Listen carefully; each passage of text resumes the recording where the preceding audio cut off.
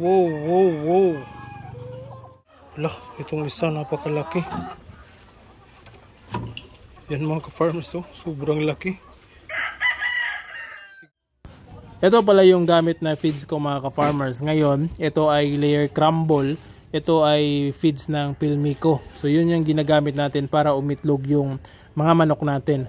So ito, napaka-presko yung bagong stock pala ito yung nakuha natin. Dahil nung nakarang araw, naubusan ng stock yung agribit. Kaya ito, nakakuha na tayo ngayon.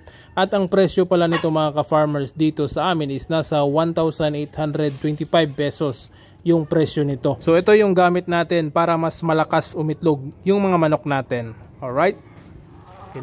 So ito mga ka-farmers, nagpapakain tayo ngayon. Ang binibigay natin is pure na layix o layer crumble. So walang halong GMP dahil naubusan tayo ng GMP 4. So ito muna yung ipapakain natin sa kanila.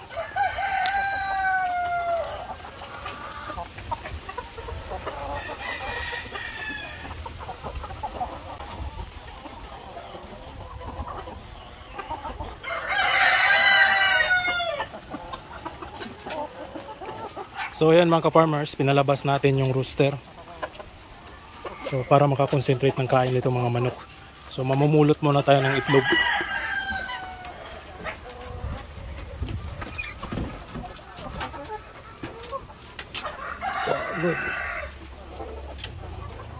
So ito mga ka-farmers, yung mga itlog nila, hala. Wow. Parang ang dami nito. So 3, 4, 5, 6, 7,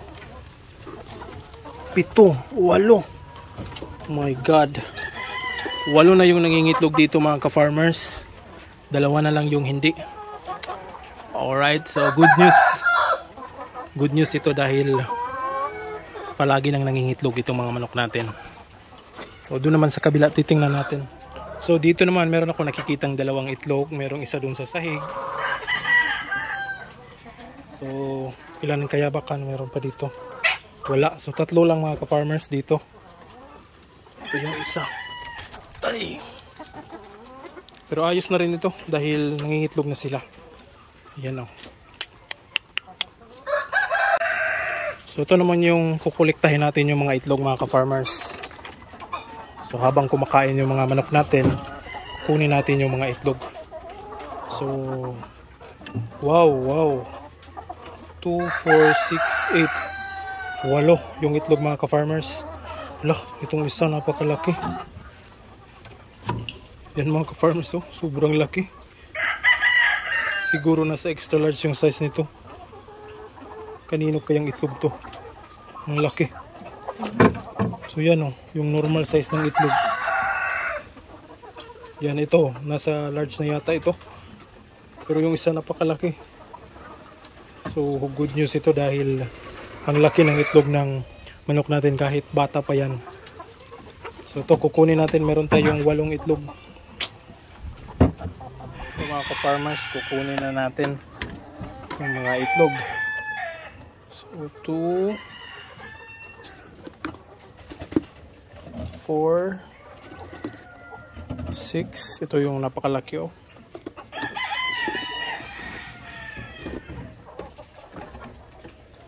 8, 9. Wow. Yan oh. So doon naman tayo sa kabila. So good job ladies. So dito naman tayo sa mga abuhin.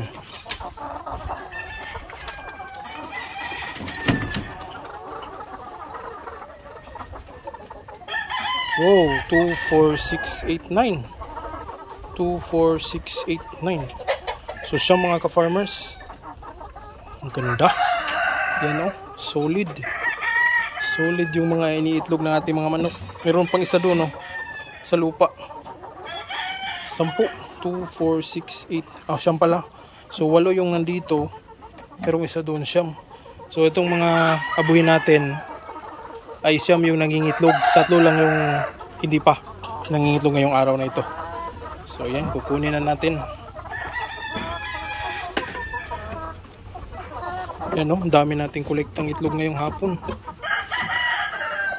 So 3,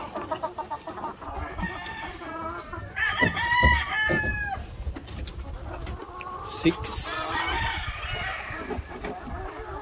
8. Ito malaki din ito mga ka-farmers, oh. Yung isang itlog dito. Alright, good job ladies.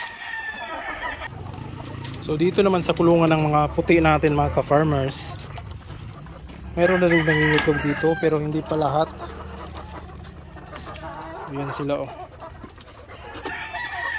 Yan, oh, dalawa lang yung itlog ngayon. Tatlo pala dito sa ilalim. Baka meron pa to sa lalim. Wala na, 3 itlog ngayong araw.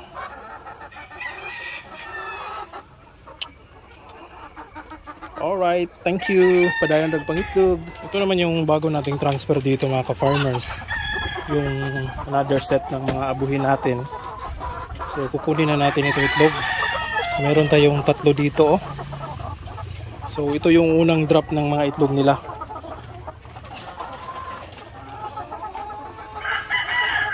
So far mga ka-farmer, sa ngayon ay marami na talagang nangingitlog ng mga manok. So kada araw makakuha ako ng 50 to 60 eggs sa isang araw. So bali na sa malapit 2 tray yung makukuha natin araw-araw. So ang rason niyan is yung mga breeders din natin ay nagsimula ng mangitlog sila. Kaya maganda yung magiging resulta dahil ito yung feeds din na pinapakain natin ay yung layer. So talagang mangingitlog yung mga manok natin. Kahit itong mga matatanda ay nangingitlog sila. So tatapusin ko lang ito mga ka-farmers at bibilangin natin yung mga itlog na makukuha natin ngayong araw na ito. Alright. So ito mga ka-farmers, papalitan muna natin yung pinto dito sa aming kusina dahil sira na yung pinto. So ito, panoorin nyo lang mga ka-farmers hanggang sa dulo at maraming salamat. Happy farming! Woo!